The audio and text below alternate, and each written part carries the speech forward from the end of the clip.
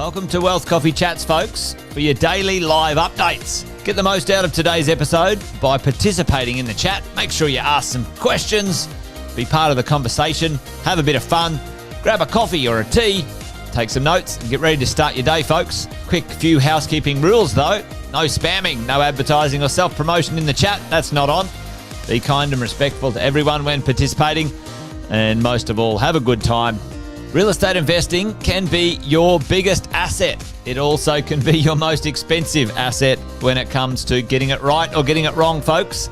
It can be time-consuming, stressful, and that's why here at Positive, we have what's called a 6-star team, a full-service team that provides integrated wealth and property investing solutions and services simply designed to help you progress towards your goal of passive income through your property portfolio, folks. Make sure you check out our other podcasts on the Positive Mentor Network. Not only is there Wealth Coffee Chats, there's the Urban Property Investor.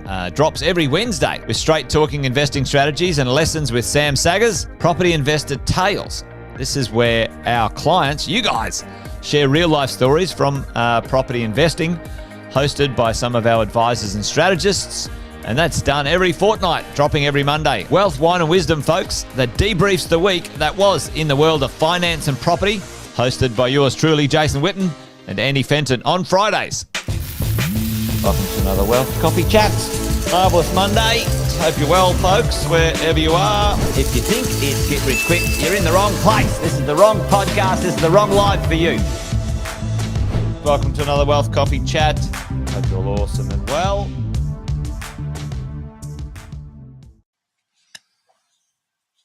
Hello. Good morning, folks.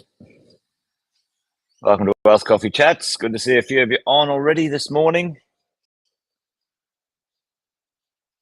Do the quick warm-ups. Get things going this morning. Terrific Tuesday here, middle of the month. Quick intros as we go. Jason Whitton's my name if you didn't already know. Most of you know, though. But if you're new, great to have you here. Thanks for joining. Give us a shout out in the chat. Let us know where you are, what you're up to. There's David. Morning, David. Brad's in the house as well. Brad, Chris is there. Morning, Tim. Good to see you guys. Great to have you here. Thanks for joining this morning.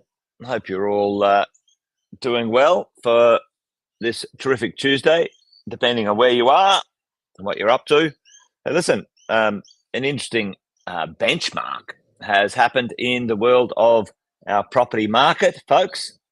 The property market has reached a bit of a pinnacle of value. Interesting times as we all are floating along in this world of capital growth and the property market at the moment. But pretty high benchmark for our property market. $11 trillion. $11 trillion. Pretty chunky number. And if you got a piece of that, that's awesome stuff. Jenna, good morning. How you doing? And Sonia, great to see you. Good shout outs. Yeah, $11 trillion, hey? $11 trillion in the market right now. And that's pretty amazing. 11 million dwellings going on. Not a lot of debt, actually. It's interesting when you have a look at the marketplace like this and you have a look at people's debt positions against their home values or real estate value. It's not as much as the, sometimes the media would have you believe, is it? At the end of the day, this is an interesting one. In Australia, certainly it's a little bit exacerbated, and probably in many places around the world.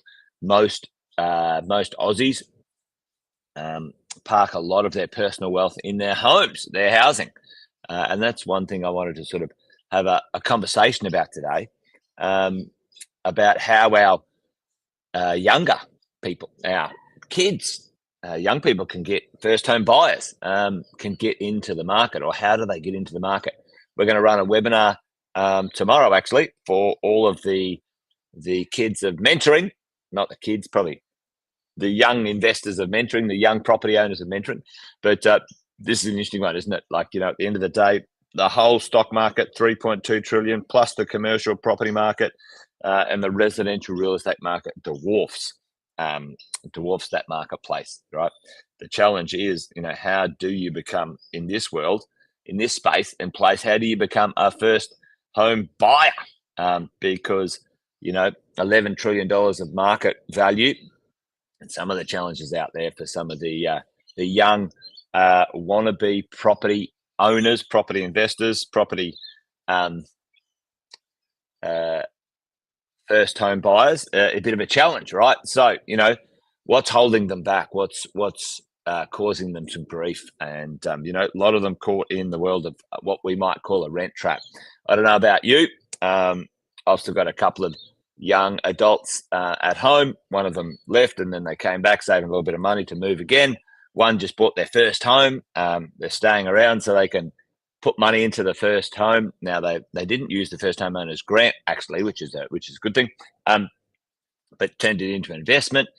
So rents are going up, skyrocketing. There's some challenges for first home buyers to get into the market. They're kind of on this hamster wheel. Talk about that in a minute. Bad debt. What did we see the other day? Did anyone see the other day? I think it was 78 billion. Can't remember exactly what it was. I did it in one of my wealth coffee chats. $78 billion of hex debt. So some of these challenges for our first home buyers are crazy, right? Saving a deposit. There's this kind of misnomer that you've got to save up 20%, right? So and sometimes for some of our young people, they're a bit, misunderstanding, the idea of getting into the market, maybe the lack of flexibility, lifestyle. They prefer to sort of enjoy experiences, which is completely fair, rather than put money into a house or whatever it might be. Don't understand, how to lend, LMI, waiting till the prices go down, all of these sorts of things. So that's a bit of a challenge what's going on for our young team, for our young first home buyers. And at the moment, the ratio of sort of the average income to the average property price is right up there, folks. Probably, according to some of the stats, pretty close to being some of the highest ratios we've had in a long time when it comes to the average wage, right? Now, it's interesting because we came off a bit of a low. Well, it was quite a low for quite a while, actually. But we came off a bit of a low when it comes to the ratio. And that's because interest rates were cheap and property prices, by and large, were lower for quite a while. But right now, we're up around the 35 to 40% mark. Heading towards the 40% mark when it comes to that ratio. Here's the challenge, folks. Call it 780K. The average property price, has gone from just under 600, so 580 to 780 in sort of 4 years. 4 years, okay. And that's been pretty hardcore for the first home buyer world. The challenge too is what else has happened? Does anyone know what else has happened? Not only has the general market national median house price gone through the roof, and there's cheaper units and stuff like that, secondhand, older places. You won't find many lower priced houses in major cities, probably find around the 600, 650 mark maybe, but they're pretty average places when it comes to, some of the growth and bits and pieces. But anyway, you get the point, right? The challenge is, rents are going up, the prices are going up, and the challenge of the ability to borrow has gone down. So our young'uns, our interest rates are up a little bit higher too. But the ability for our first home buyers to crack into, creating a deposit and being able to service a loan that they can they can use to buy is challenging, right? So that's the sort of thing they have to unlock. Yep, supply low, absolutely. Tim, it's especially brand new properties are low, right? The supply is extremely low when it comes to that type of stock. And back in the olden days,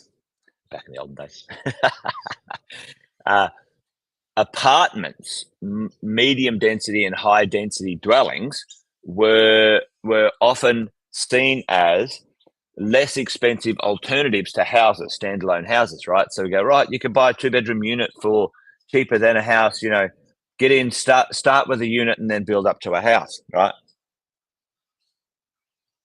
The challenge is, folks, that right now the world's upside down, tipsy-turvy.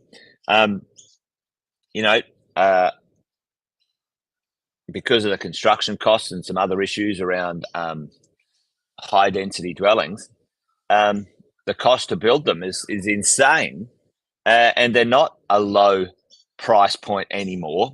The only ones that work are luxury type dwellings with lots and lots of stuff. So it's pretty interesting. Anyway, the point is, it's going to take a long time for them to save a deposit, and you try and save a 20% deposit, and let's say, we start at 600, but 4 years later, the price is 800, and you're chasing your tail, like you're so it doesn't work, right? It doesn't work. The lenders aren't very useful.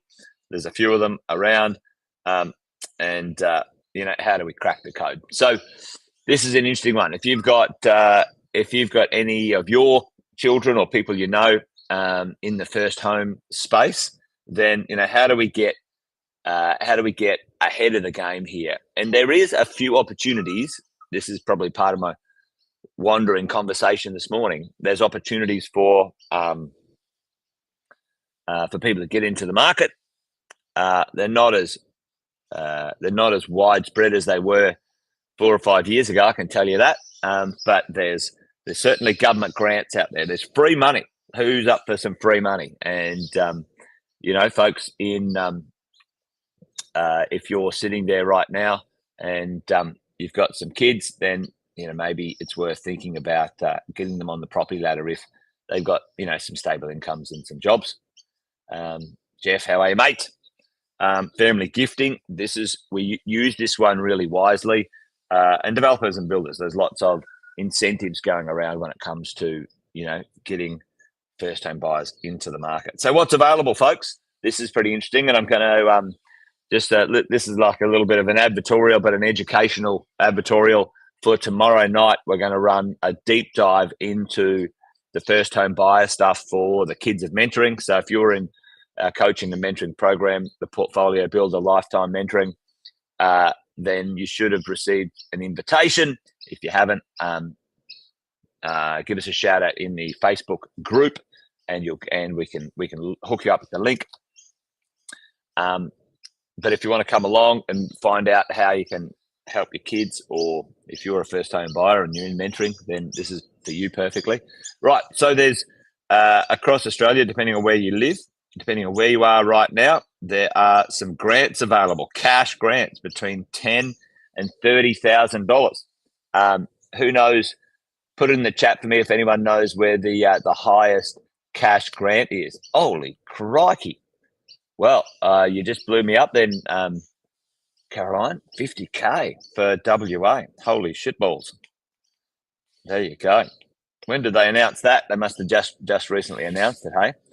$50,000. Holy moly. Yep, it was until a moment ago, Tim. $30K for Queensland, for sure, right? But yeah, WA not to be outdone. Well, interestingly enough, WA is the most affordable place right now as a ratio of oh, thanks, Caroline. I'll go track that down. Good work. WA as a ratio of median income to median house price is the most affordable place in Australia. WA's got the second highest incomes in Australia, median incomes. Where's the first highest median income in Australia, folks? most of you know this, I've asked this a few times. It's in Canberra. The politicians, they pay themselves well, right? Okay, so there's some free cash around, right? There's some free cash. There's first home guarantee deposit schemes where, depending on who you are, you can apply to the government, and the government can get in on guaranteeing. So either lending you the LMI. That's not free money though, but they'll lend you the LMI, or you can capitalise into the loan. There's actually, if you live in regional places, there's some extra boost for regional as well. You can use your super to save some deposit if you want to. That's not bad. If you got a few year horizon, instead of being taxed at, let's say, 30%, you can get taxed at 15%. You can save a bit more money in your super. You can apply to the government to become a investor in your home. I wouldn't do that if you've got equity. If mum and dad have got equity, or mum and dad, you're listening in, if you've got equity and you want to help your kids, stamp duty threshold. Here's the rub though, folks. Trying to buy a property under the stamp duty threshold in the States is almost not doable, almost friggin' impossible. Anyway, there you go. So there's a few things going on, some free cash, some grants, et cetera, et cetera. There's a few rules that apply, but how can you help your kids get into their first home? We're going to do that tomorrow night. If you're listening and you can't make it tomorrow night, here's an idea, right? So the best way, if there's equity floating around, let's say mum and dad have got equity, there's a lot of equity here. You've only got a small loan. Maybe there's zero debt on the mum and dad's home, principal place of residence, and then you've got an investment over here. So we need a 20% deposit there, and let's call that 150. And over here, this thing's worth $1 million, right? $1 million. Call it a mil, right? And we're buying this for, let's say, 750, whatever it is. So we need 150. So what you can do is you can secure that 20% deposit on paper for that property there, and technically, if you get it all sorted, you can borrow. You can basically borrow sort of 100% to get going here, right? So that's the first home. This is what is not a bad move. Now, why do we do that? Well, there's a few things. If you can get the zero stamp duty, let's say you're in Queensland and you get 30K in cash, right? Away you go. There might be some other grants that you could get, some other concessions and whatever. My preference is for you and your kids is if you can land it like this, and mum and dad can lend some of the family equity, then the cash, where do you get them to put their 30K in cash, folks? What do they do straight away as soon as they get in there? Where do they put their 30K in cash? Any savings? They might have 20K in savings that they saved up as well. I was NT. Thanks, Carolyn. All right, I'll check that out. I'll go back there and go, not WA, NT. Oh, there you go, 50 grand in NT. All right, we might have some people moving to NT. You never know. Who wants a home? Who wants a free house? You could probably get a free house in Northern Territory. All right, so where do you put your money? All right, you whack any savings, any government grants, anything into the offset, right? Offset account. As you go. Yep, boom, into their offset. Now, this is what also, if you can get like a 2-bedroom place or a 3-bedroom place. Now, there's a few rules, right? Depending on where you live in Australia, you have to move into it for 6 or 12 months, depending on the state and the rules. Okay.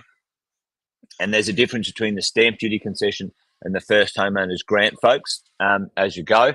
Now, I wouldn't repay mum and dad, Jeff, because this is the thing. Here's what happens. Over time, folks, and let's say over the next 5 years, this property goes up 20%. Okay, this one goes up. Okay, then you can get rid of that. You can get rid of that loan. That 20% is released. Okay, so the moment their property goes up 20%, then it just releases mum and dad's property. Away you go. No money has to change hands. and it's only limited to the deposit as well if you get the loan right. Okay, so that's pretty good. Okay, that's pretty good.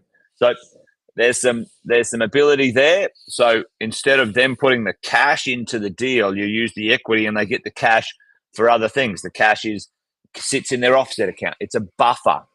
It's teach them a few things, not to spend it on a holiday or whatever, right? Maybe they spend it on some furniture to house the place. Now, our kids, my son, before he turned it into investment because he didn't want to move in just yet, he had 3 mates lined up. So 3 mates lined up, and they were all going to rent with him, right? Okay. And the rent, the dollars, paid for the mortgage, made it positive cash flow. Okay, so we did the numbers. He was going to move in with his mates. He had 1 room, and they were going to share the other 2 rooms. And because he had a 3-bedroom townhouse, and it was going to be positive cash flow. He lived there. While he was there, he still had a room, hang out with his mates, etc., etc. So here's a few ideas anyway. So anyway, there you go, folks. Tomorrow night we're going to do a first home buyer night. If you're up for it, come along. Hopefully that was useful today. If you can't make it tomorrow, then let people know that first home buying is certainly something that they should get up to. If you haven't got your kids in the marketplace, I reckon probably not a bad idea if you can help them out if they're ready. Anyway, there you go. Rabbiting on now. That's it, folks. Wealth Coffee Chat's done and dusted for me today. Thanks for joining. Great to see you.